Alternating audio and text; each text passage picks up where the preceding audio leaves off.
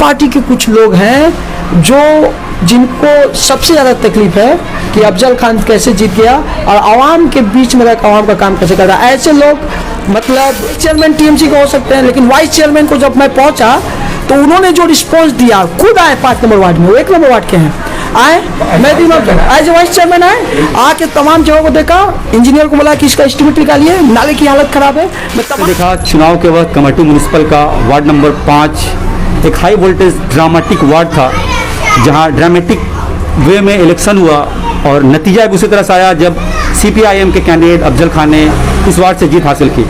और उससे जो सबसे सोचने और देखने वाली जो ड्रामेटिक सिचुएशन आई, जब अफजल खान जीतने के बाद अपने इलाके में ना आकर के डायरेक्ट कमेटी विधानसभा के MLA मदन मित्रा से मिलने गए थे। उसके बाद बहुत से लोगों में देखा हमने नाराजगी देखी गई, जिन्होंने इस वार्ड में अफजल खान को वोट देकर जिताया था, या दूसरे वार्ड के लोग थे जो इमोशनली अफजल खान को सपोर्ट कर रहे थे। कहीं ना कहीं अफजल खान जब मदन मित्रा से मिले तो लोगों में नाराजगी देखी गई। हम इस टॉपिक पे और दीगर बहुत सारे तीखे सवालात अफजल खान से करेंगे और बात करेंगे कि क्या ऐसा मामला आया कि इतना फेरबदल हुआ। सबसे पहले अफजल खान साहब, मुबारकबाद हो कि आप काउंसलर बनकर के आए। शुक्रिया। तो हमारा सवाल आपने सुना, जब जीत के बाद आप जो अब मदन मित्रा जी से मिले तो कहीं ना कहीं लोगों में नाराजगी देखी गई, लोगों की सोच बदली, क्या कहेंगे इस बारे में? जो लोगों का इल्जाम है, लोगों की जो सोच है। सबसे पहले मैं बताऊं कि मैं जीतने के बाद सबसे पहले नाकोदा है कमेटी हजरत जहूर अली शाह बाबा के मज़ार पे गया, वहाँ पे जाकर मैंने फातिहा पढ़ी। उसके बाद से मैं मदन मित्रा साहब से नहीं मिलने गया था, मैं अपने इलाके के विधायक श्री मदन मित्रा साहब से मिलने गया था। मेरे इलाके के विधायक है वो। और आप लोगों को पता है ये चीज़ है, बहुत से लोगों ने ये सवाल किया मुझसे, ये मैं आपको बता दूं कि आप लोगों ने भी, इंडिया आई न्यूज़ ने भी, बाकी चैनल्स के साथ साथ इंडिया आई न्यूज़ ने भी कवर किया था। 5 नंबर वार्ड में इलेक्शन के दिन तकरीबन 7 से 8 बम चले थे, टीयर गैस चला था, 12 से 15 हमारी माएँ बहनें इंजर्ड हुई थी, 7-8 हमारे एकदम आम नागरिक, कोई पार्टी मेंबर नहीं, आम नागरिक, किसी को चापल लगा था, किसी को हाथ कटा था, किसी का चेहरे पे लगा था। हमारे यहाँ के जो इंडिपेंडेंट कैंडिडेट थे अनु साहब, इकरामुल हक साहब, उनको 24 सिलाई पड़ा। तो इस वार्ड के जो TMC के कैंडिडेट थे, वो कैंडिडेट कम, वो जीतने के लिए किसी हद तक जाने के लिए तैयार थे, जिसके बाद से उसके बाद भी एक दहशत का माहौल था पूरे हम लोग के इलाके में। हम लोग को ये बोला जा रहा था कि 2 तारीख के बाद जब रिजल्ट निकलेगा उसके बाद से पूरे दासू बागान को हम लोग मतलब धुआं कर दिया जाएगा। उनके जो कैंडिडेट थे, उनके लोग जो क्रिमिनल थे, वो लोग बोल रहे थे।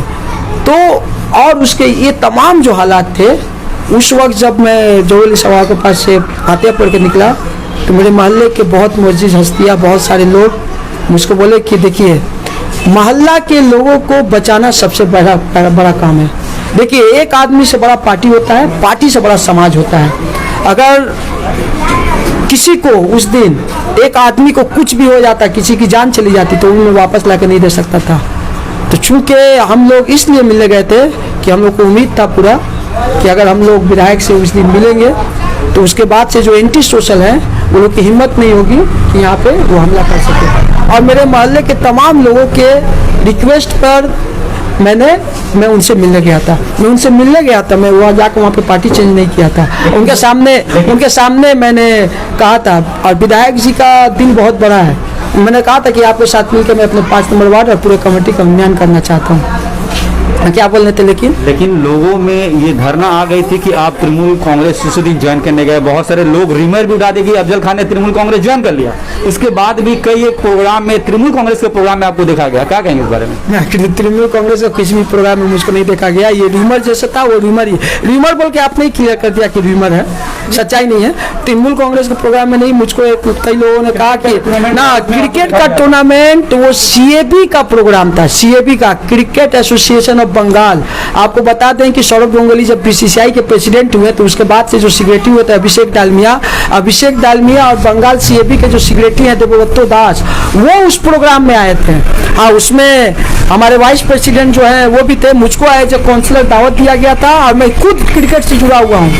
अब मैं वहाँ दलमिया साहब से मिला तो उनसे मेरी बात हुई, उन्होंने कहा कि मैं उनको बताया कि मैं भी डिसेबल टीम का हिस्सा बनना चाह रहा हूँ, तो उन्होंने मुझको वेलकम किया, मुझको CAB के बोला था, मेरा नंबर लिया, बोला कि आप मुझको फ़ोन करके आइए, वेलकम है, क्योंकि हम लोग स्पिन किया हूँ और करता रहा हूँ जितना दिन से, बहुत सीना तान के और खुलेआम किया हूँ। मैं किसी के बाद क्या हुआ, क्या कहने जितने के बाद नहीं, मैं बोला तो कि चूंकि 5 नंबर वार्ड के जो कैंडिडेट थे उनका जो गुंडा बाहिनी था, उनसे बचने के लिए। अफजल खान साहब, आपकी बात सही रही, तो क्या आप ये कहेंगे जो अफजल खान लेफ्ट फ्रंट का मानने वाला था, उसकी नीतियों पे चलने वाला था, उस नीतियों पे चलने वाला था, तो क्या कहेंगे कि लेफ्ट फ्रंट के ही नीतियों पे चलता रह गया, उसके विरोध में देखा जाएगा अफजल खान?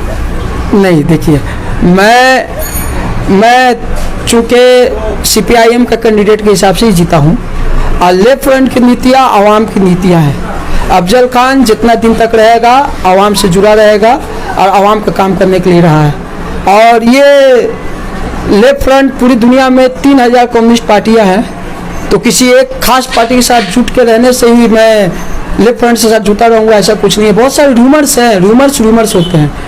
मैं आवाम के लिए हूँ और आवाम का खिदमत करता रहूँगा। जो रूमर्स पे ही छोड़ते हैं और आप पे छोड़ते हैं, जनता पे छोड़ते हैं, आगे वक्त में क्या देखा जाएगा। रही कुछ चुनाव से मुतल्लिक बातें, आप चुनाव से पहले आपने कहा था कि वार्ड को 365 दिन काम करने वाला काउंसलर चाहिए, अगर मैं बन करके आता हूं तो पूरी ईमानदारी से काम करूंगा। तो क्या अब जनता आप यकीन करे कि आप लोगों के साथ उसी तरह से मिल करके काम करेंगे 365 दिन? क्योंकि काउंसलर तो बनने से पहले बहुत सारे लोग वादा करते हैं, लेकिन काउंसलर के बाद वादे हवा हो जाते हैं, क्या कहेंगे इस बारे में?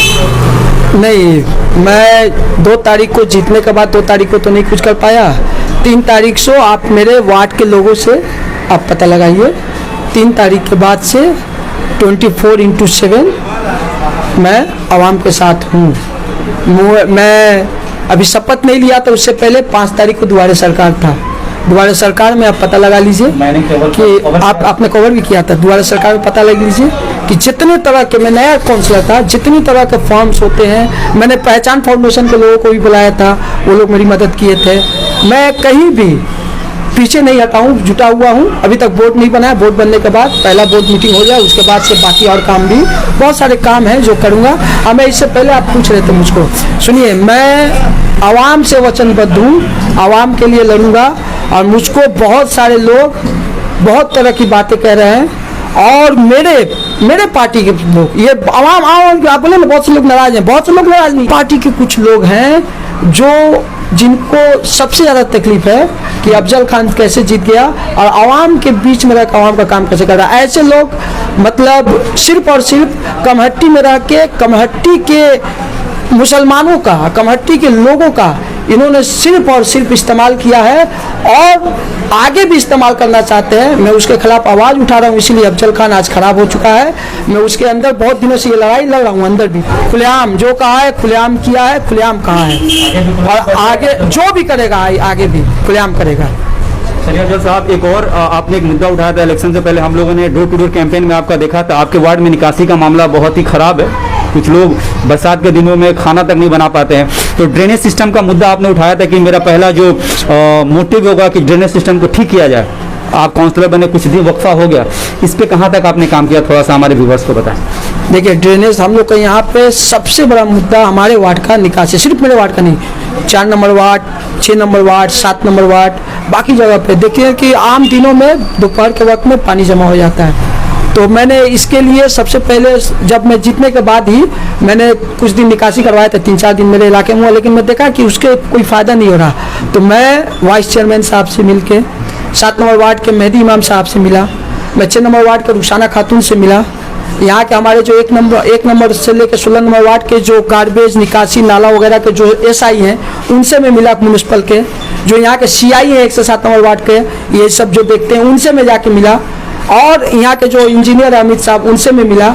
उन तमाम लोगों को लेके हम लोग को, आपको पता होगा, 3 दिन पहले वाइस चेयरमैन, मैं, मेहदी इमाम, रुखसाना खातून, हम लोगों ने मिल के पूरा हम लोगों ने एक मास्टर प्लान तैयार किया है, जिसका काम 3 दिन से चल रहा है। 6 नंबर वार्ड में और सुस्ती तल्ला से आगे जो यहाँ का, इस तमाम वार्डों का जो पानी गंगा में जहाँ गिरता है, सुस्ती तल्ला के आगे एक वहाँ पे 2 बड़ा ये नाला है, वो एक ब्लॉक हो गया है।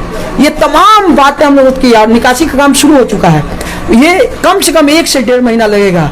ये काम ये मास्टर प्लान के तहत ही, इसमें निकासी को लेकर ही सबसे पहले मैं, उसके बाद से 5 नंबर वार्ड में मेरा जो 3 नाला है उसको लेकर मैं हमारे इंजीनियर साहब को लेकर वाइस चेयरमैन ने, इसमें देखिए वाइस चेयरमैन टीएमसी के हो सकते हैं, लेकिन वाइस चेयरमैन को जब मैं पहुंचा तो उन्होंने जो रिस्पॉन्स दिया, खुद आए 5 नंबर वार्ड में, वो 1 नंबर वार्ड के हैं, आए, मैं एज ए वाइस चेयरमैन आके तमाम जगहों को देखा, इंजीनियर को बोला कि इसका एस्टिमेट निकालिए, नाले की हालत खराब है। मैं तमाम देखिए इंट्रेंस का ना 3 नंबर 2 नंबर के साथ भी जुटा हुआ है, वो एक अलग प्लान है। सुनिए 2007 में कमरहट्टी, पानीहट्टी, बारानगर, न्यू बैरकपुर और दमदम 5 ये जो म्युनिसिपल है, इसको लेकर दिल्ली से एक निकासी के लिए स्पेशल पैकेज पास हुआ था।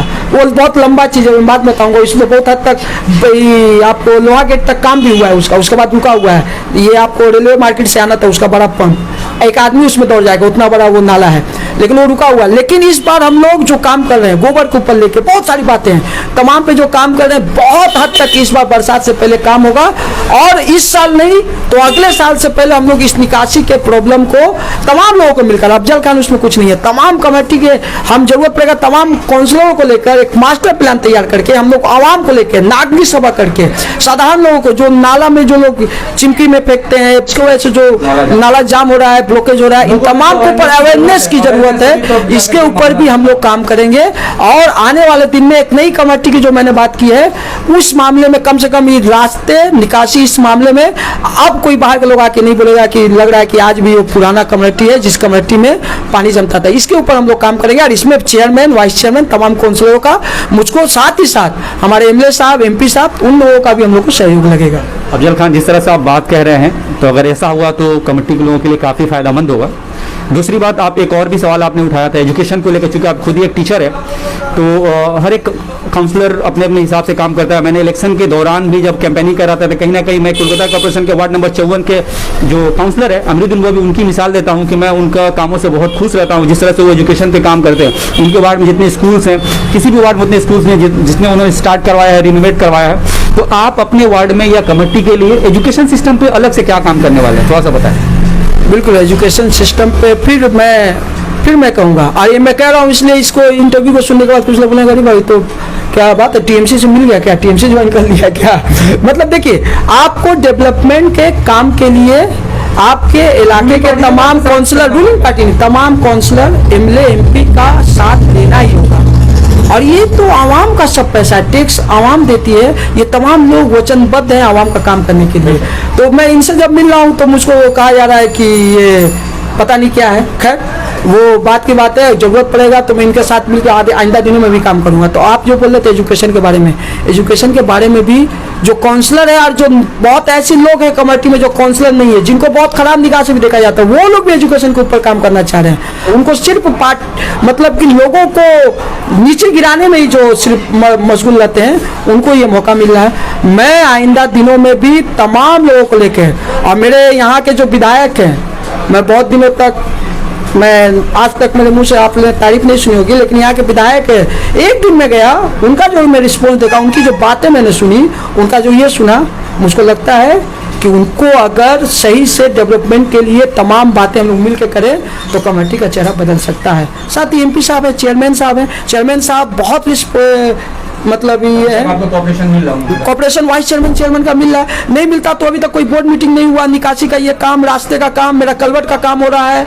बाकी तमाम कामें मेरी हो रही है। कैसे सीपीएम से मैं जीत के आया था, वो तो बोलते तुम तो सीपीएम से जीत के आए हो, कहे तुम्हारा काम करेंगे, तुम्हारे वार्ड का काम नहीं करेंगे, लेकिन उल्टा ज्यादा काम हो रहा है। तो आवाम की जब खिदमत मकसद रहे, तो आवाम का खिदमत जब मकसद रहे, तो पार्टी कोई नहीं देखता है। हम लोग अब पार्टी के नहीं रह गए।